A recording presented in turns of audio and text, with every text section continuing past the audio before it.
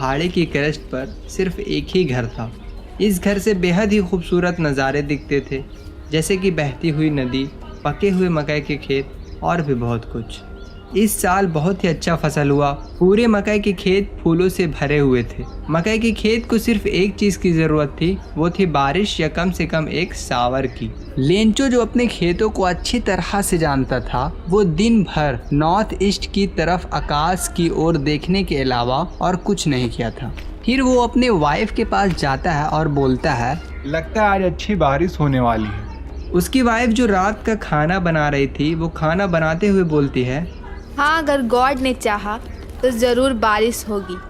उसके बड़े लड़के खेत में काम कर रहे थे और छोटे लड़के घर के पास ही खेल रहे थे। फिर लेंचो की वाइफ ने सबको खाना खाने के लिए घर के अंदर बुलाई। अभी सब खाना ही खा रहे थे, वैसे ही बारिश के बड़ी बड़ी बूंदें गिरने लगी, जैसा कि लेंचो ने प्रिडिक्ट किया था। नॉर्थ ईस्ट में बादलों के विशाल पहाड़ आते हुए देखे जा सकते थे। हवा ताज़ी और मीठी थी। लेंचो बारिश को महसूस करने के लिए जब वो बाहर गया तो उसने कहा, ये आसमान से गिरने वाली बारिश की बूंद नहीं है, ये नए सिक्के हैं। बड़ी बूंद 10 सेंट है और छोटे 5 सेंट है। एक खुशी के साथ उन्होंने पके हुए मकई के खेतों को उसके फूलों के साथ देखा, जो कि बारिश से घिरा हुआ था। लेकिन अचानक तेज हवा चलने लगी और बारिश के साथ साथ बड़े बड़े ओले भी गिरने लगे। ये रियली में नए सिल्वर कॉइन से मिलते जुलते थे।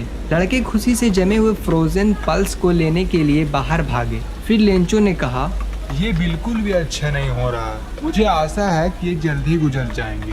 लेकिन 1 घंटे तक घर, बाग, मक्के के खेत और पूरी पहाड़ी पर ओले बरसे। मैदान सफ़ेद था, मानो नमक से ढका हो।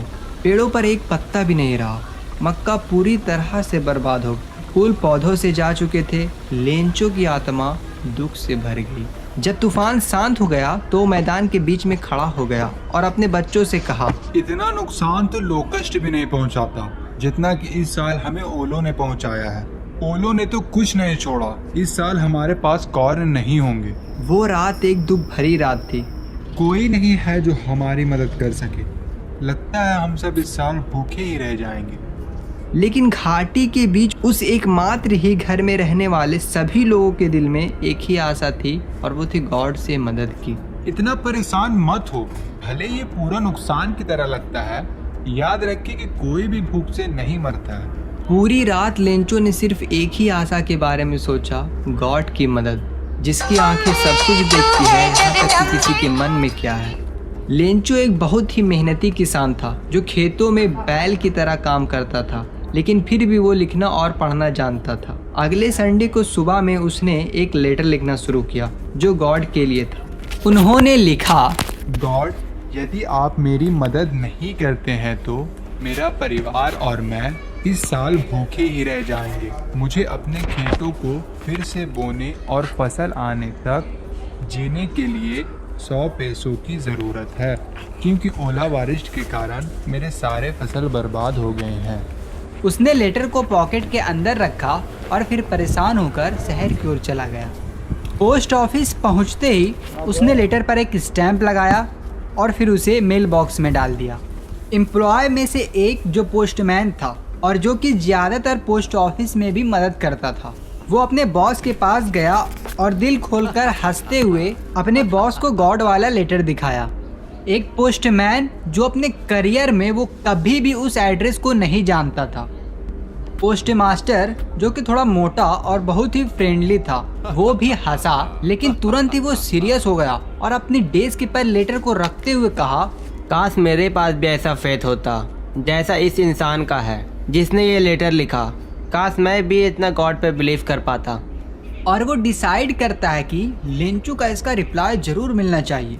लेकिन जब उन्होंने इसे खोला तो ये जाहिर था कि इसका जवाब देने के लिए उन्हें गुड विशेष, इंक और पेपर के अलावा कुछ और भी चाहिए था। लेकिन वो अपने संकल्प पर अड़ा रहा। उसने अपने एम्प्लॉय से पैसे मांगे, उसने खुद अपने सैलरी का हिस्सा दिया और कुछ फ्रेंड से मांगा। उसके लिए 100 पैसों जमा करना थोड़ा मुश्किल था, इसलिए वो 70 पैसों ही जमा कर सका। उसने पैसे को लिफाफे में रखा जिस पर कि लेंचो का एड्रेस लिखा हुआ था, और साथ ही साथ एक लेटर भी रखा जिस पर कि सिग्नेचर के रूप में सिर्फ एक वर्ड लिखा हुआ था, और वो था गॉड। अगले संडे लेंचो थोड़ा पहले ही पोस्ट ऑफिस पहुंच गया और पूछा, सुनो, क्या मेरे लिए कोई लेटर आया है? ये खुद पोस्टमैन था जिसने उसे लेटर दिया, जबकि पोस्ट मास्टर ने एक अच्छे काम करने वाले आदमी को अपने ऑफिस से ही देख रहा था। लेंचो पैसे को देखकर जरा भी हैरान नहीं हुआ, ऐसा उसका सेल्फ कॉन्फिडेंस था। लेकिन पैसे गिनने पर वो थोड़ा गुस्सा हुआ और सोचा, भगवान तो कोई गलती नहीं कर सकते थे और ना ही वो हमें मना कर सकते थे।